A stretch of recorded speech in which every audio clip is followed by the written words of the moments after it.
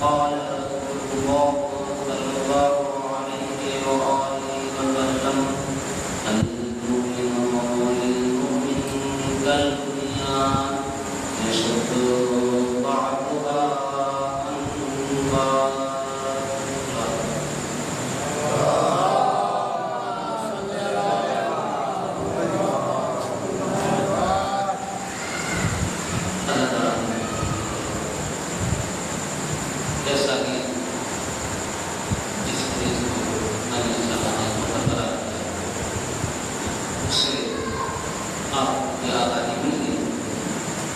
کل جو میرا موقف تھا اسی موقف کو ایک الگ بات کی تھی آگے طرف بڑھانے کے لیے آپ ہوا بہرحال وقت کا زبانی مجلس کی طرف کہا گیا ہے 15 منٹ مجلس پڑھنا ہے، لہٰذا 15 منٹ میں اپنے پیغام کو پہنچانے کی کوشش کروں گا۔ رسول نے ارشاد فرمایا المؤمن للمؤمن كالبنيان، مومن مومن کے لیے عمارت کی طرح ہے، یشد بعضها عن بعض، جس میں سے ہر ایک دوسرے کو مضبوطی بخشتا ہے۔ اور اس حدیث کو ارشاد فرمانے کے بعد رسول نے اپنے جاننے والوں کو ہاتھوں میں انگلیاں اس طریقے سے دکھایا کہ یہ ابھی تنہا ہے، اتنی طاقت نہیں ہے، لیکن یہ ایک ہوگا اس طریقے سے ہو جاتا ہے پھر اس کی مضبوطی الگ ہو جاتی ہے۔ جہاں اس ایک پر ایک ہاتھ کافی ہوتا تھا، لیکن اب جب یہ دو آپس میں مل رہے ہیں تو پھر وہ ایک ہاتھ کے لیے کافی ہے، یعنی ایک استحکامت اور مضبوطی آ جاتی ہے۔ لہذا مومن کو مومن کے لیے بھی ایسا ہی ہونا چاہیے۔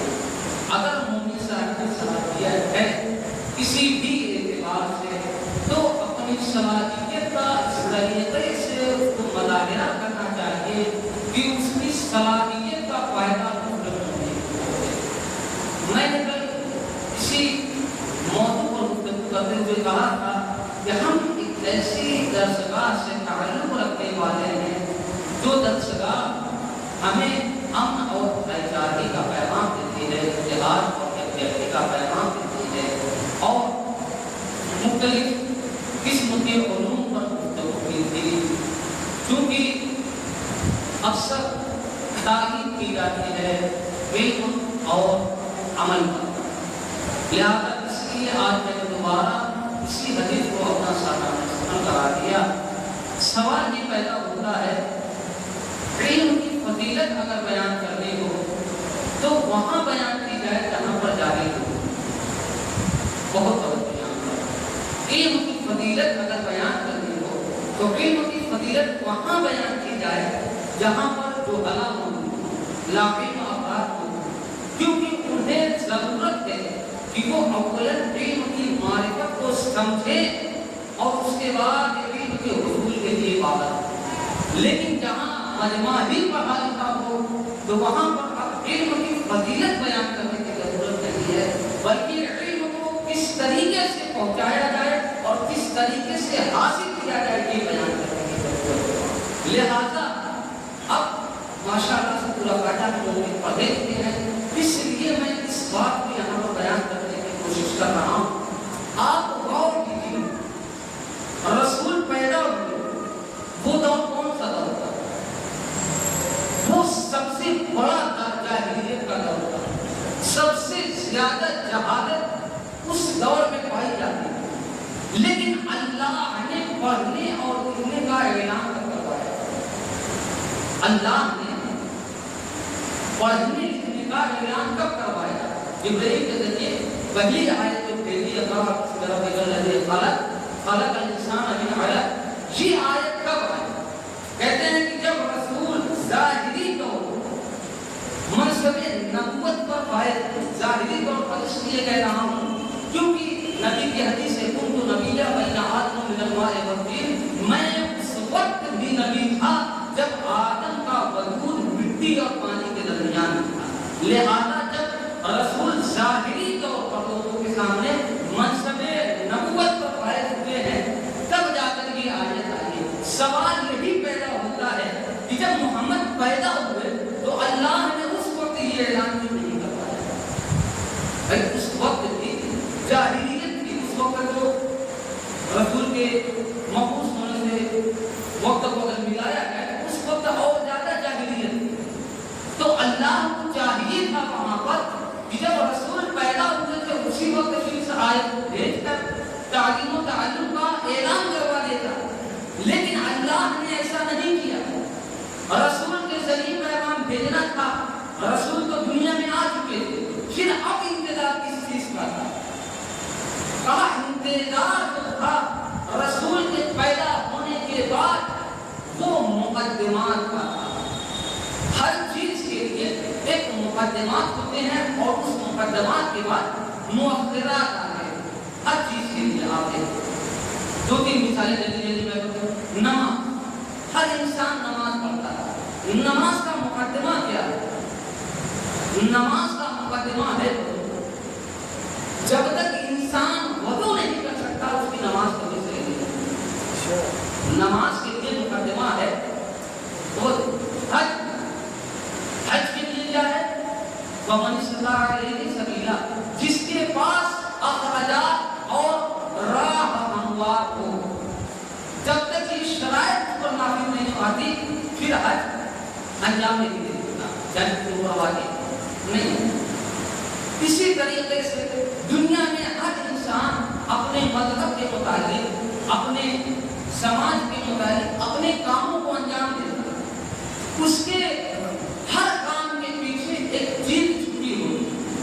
چاہے وہ کسی بھی مذہب سے تعلق رکھتا ہو. پوری دنیا کا کوئی بھی مسلمان ہو, پوری دنیا کا کوئی بھی انسان ہو, چاہے ہندو بھی کیوں نہ ہو, جب وہ کسی کام کو انجام دیتا ہے تو اس کے پیچھے اگر ہماری زبان میں کہیے تو قربت اللہ چھپا ہوتا ہے, اور اگر دوسروں کی زبان میں کہیے تو بھگوان کی رضایت کے لیے کسی کام کو انجام دیا جاتا ہے. یعنی لے کر خلاصہ یہ ہے کہ ہر کام کے پیچھے ہر مقصد کے تابعدار کا ہدف اور مقصد یہ ہوتا ہے کہ اس کا پالنہار, اس کا خدا, اس کا اللہ, اس کا بھگوان اس سے راضی ہو جائے.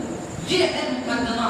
اور جب مقدمہ یہ ہوتا ہے تو پھر اس کے بعد کام کو انجام دیتا ہے. اور اگر دل میں یہ مقدمہ نہ ہو تو پھر اس کام کا کوئی فائدہ نہیں. تو ایک چیز ہوتی ہے مقدمہ, اور مقدمے کے بعد آتی ہے عمل. عمل کے بعد نظر آتا ہے نتیجہ. اسی طریقے سے علم پر چونکہ گفتگو بہت ہو سکتی ہے, لیکن یہاں مجمع پڑھا لکھا ہے, صاحب علم ہے, علم کی عظمت و منزلت کو جانتا ہے. علم ہم اپنے مان سے یا تو ہمارے منطقے کے جو صاحب صلاحیت, صاحب حیثیت افراد ان سے چندہ لے کر, یا ہم جو ہے دہلی کا جواب سے اپنے لیے جو ہے اجازت اور اس کے ذریعے لوگوں میں شرعیہ کو ہم جن لوگوں کو ضرورت ہے واقعات ان کے اوپر خرچ کریں.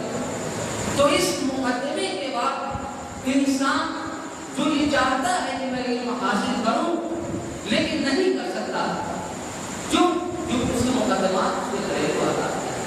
ایک دوسرا طریقہ کیا ہے؟ دوسرا طریقہ یہ ہے جو میں نے گجرات میں دیکھا ہے. گجرات کا تقریباً 6 سال رہا, میں نے یہ چیز نوٹ کی ہے. گجرات کے لوگ کرتے کیا؟ گجراتی لوگ اپنے بزنس میں امام زمانہ علیہ السلام کو شامل کرتے ہیں, پارٹنرشپ کرتے ہیں, حصے داری, بھاگیداری, جسے اپنے زبان میں سازی کرتے ہیں. یعنی اب ہم یہ بزنس کر رہے ہیں کہ ہم امام زمانہ علیہ السلام کو اس میں اپنا ساتھی اور ساتھی مانتے ہوئے کاروبار کر رہے ہیں. ہر مہینے کی انکم سے 10% امام زمانہ علیہ السلام کا حصہ ہوتا ہے, اور وہ 10% جو نکلے گا وہ ہم کسی غریب کی مدد میں لگائیں گے, کسی بیوہ کی مدد میں لگائیں گے, کسی یتیم کی مدد میں. یہ ایک طریقہ ہے. تو اس طریقے کے بہت سارے آپشن ہمارے سامنے موجود ہیں. ضرورت کس چیز کی ہے؟ ضرورت یہ ہے کہ ہم اس کو عمل کریں, ورنہ ہزاروں تقاریر اگر علم کی فضیلت پر اور موضوع علم پر ہو جائیں گے اس کا کوئی فائدہ نہیں رہے گا جب تک مقدمات موجود نہ ہوں، اور مقدمات جب موجود ہو جائے گا تو پھر ان تقاریر کی ضرورت نہیں پڑے گی، بلکہ ہر انسان اپنے آپ کو ایک اعلیٰ مقام پر دیکھنا چاہتا ہے۔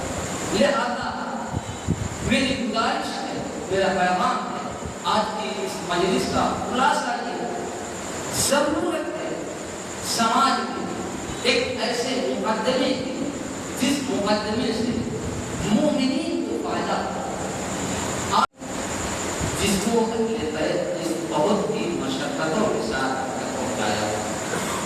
آپ دیکھیں کس طریقے سے ہمارے ائمہ پر پابندیاں لگائی گئی ہیں کہ ان کو لوگوں کے سامنے نہ رکھنے دیا جائے، اماموں کو نظر بند کیا گیا ہے، صرف اور صرف اس لیے کہ اگر امام لوگوں کے سامنے رہیں گے تو پھر یہ علوم آل محمد کو لوگوں تک پہنچائیں گے۔ بہت ساری قربانیاں دی گئی ہیں، اور انہیں قربانیوں میں سے ایک قربانی ہمارے آقا و سردار مولا حسین جی ہیں، جنہوں نے کربلا کے میدان میں اپنا بڑا قرض کر دیا۔ عزیزوں، آج 12 محرم ہے، آپ یہاں پر مطمئن ہو گئے ہیں کہ 10 محرم الحرام کب کی ہے۔ مجھے نہیں معلوم کہ آج علی کی بیٹی زینب بے پردگی کے عالم میں کس کوچے میں ملائی جا رہی ہوگی۔ عزیزوں، حسین کا امتحان ختم ہوا ہے، لیکن امتحان زینب شروع ہوا ہے۔ عزیزوں، بے مخنوں، بے پردہ، بے چادر، کھلے بالوں کے ساتھ علی کی بیٹیاں بازار کوفہ میں شام کے دربار میں لے کر جائی جا رہی ہیں۔ اداکاروں، جب یہ بیٹیاں بے پردہ لے کر جائی جا رہی ہیں تو منادی ندا دیتا ہے، اے تماشا کیوں، آؤ دیکھو علی کی وہ بیٹیاں جنہیں آسمان نے کبھی پورے سر نہیں دیکھا۔ آج وہ بیٹیاں کوفے کی گلیوں میں بے مخنوں چادر پھیلائی جا رہی ہیں۔ میں پہلے بھی اس روایت کو پڑھ چکا ہوں، لیکن اداکاروں، جب یہ قافلہ کوفے پہنچا ہے، جیسے ہی اس قافلے کا کوفے پہنچنا تھا، لوگے نیزہ پر شہیدوں کے سروں کو بلند کیا گیا۔ امیر ابن مظاہر کا بیٹا جو جوانی کے عالم میں تھا، شباب کے عالم میں تھا، کیا دیکھتا ہے کہ اس کے بوڑھے باپ کا سر لوگے نیزہ پر بلند ہوا ہے۔ جیسے ہی جوان بیٹے نے دیکھا، غیظ میں آ کر اپنی تلوار کو نکال لیتا ہے، اور کس کی اتنی ہمت ہوئی جو جوان بیٹے کے رہتے ہوئے باپ کے سر کو جسم سے جدا کر کے نوکے نیزہ پر بلند